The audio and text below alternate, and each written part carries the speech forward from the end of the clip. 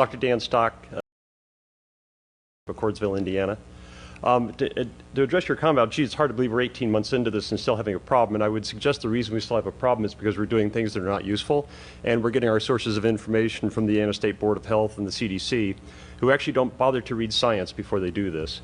I'm actually a functional family medicine physician. That means I am specially trained in immunology and inflammation regulation, and everything being recommended by the CDC and the State Board of Health is actually contrary to all the rules of science. So things you should know about coronavirus and all other respiratory viruses: they are spread by aerosol particles, which are small enough to go through every mask. By the way, the literature that supports all of that is in a flash drive that we presented to you. It's been given to the Secretary. As a matter of fact, it quotes at least 3 studies sponsored by the NIH to that exact fact, even though the CDC and the NIH have chosen to ignore the very science that they paid to have done. That is why you keep struggling with this, is because you cannot make these viruses go away. The natural history of all respiratory viruses is that they circulate all year long, waiting for the immune system to get sick through the winter or become deranged, as has happened recently with these vaccines, and then they cause symptomatic disease. Because they cannot be filtered out and they have animal reservoirs, and this is a very important point, no one can make this virus go away. The CDC has managed to convince everybody that we can handle this like we did smallpox, where we could make a virus go away. Smallpox had no animal reservoirs. The only thing it learned to infect was humans. That's why we were able to make that virus go away. That will not happen with this any more than it will with influenza, the common cold, respiratory syncytial virus, adenoviral respiratory syndromes, or anything else that has animal reservoirs. So the reason you can't do this is because you're trying to do something which has already been tried and can't be done. Equally important is that vaccination changes none of this, especially with this vaccine. And I would hope this board would start asking itself, before it considers taking the advice of the CDC, the NIH, and the State Board of Health, why we are doing things about this that we didn't do for the common cold, influenza, or respiratory syncytial virus. And then ask yourself, why is a vaccine that is supposedly so effective having a breakout in the middle of the summer when respiratory viral syndromes don't do that? And to help you understand that, you need to know the condition that is called antibody-mediated viral enhancement.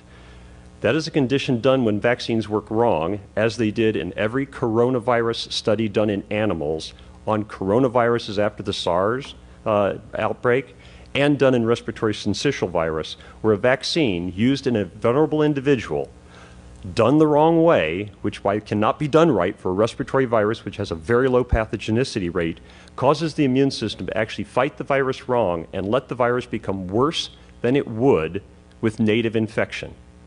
And that is why you are seeing an outbreak right now. In fact, in that flash drive you're going to have coming to you and in the emails with 6 extra will be a study showing that 75% of people who had COVID-19 positive symptom cases in Barnstable, Massachusetts outbreak were fully vaccinated.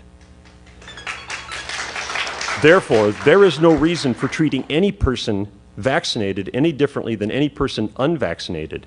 You should also know that no vaccine, even the ones I support and would give to myself and my children, ever stops infection.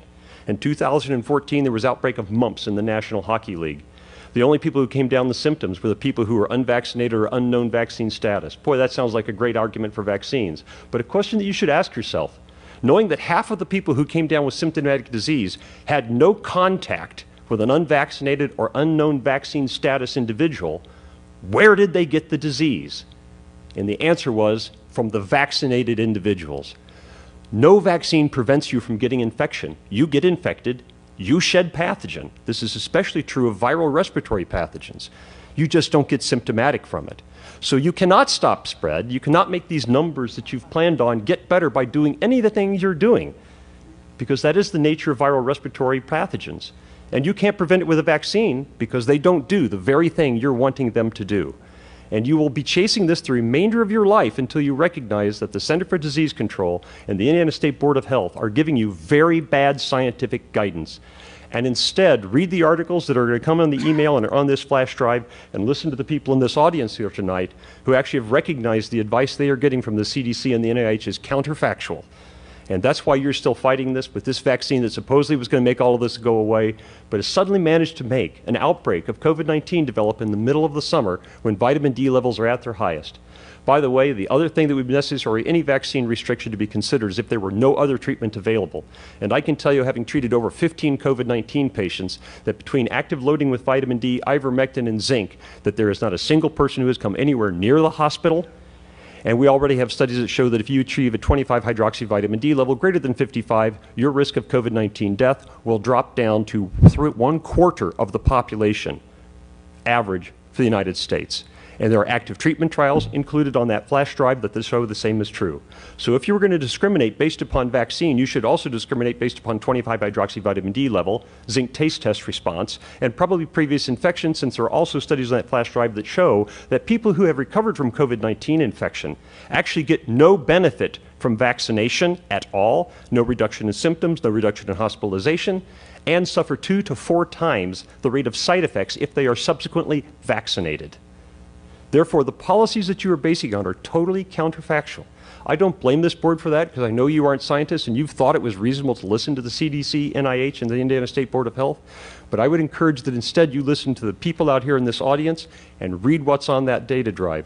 And if anybody here in this board has any questions about anything on that, I will happily come back and sit with you individually if you would like to explain the science behind this.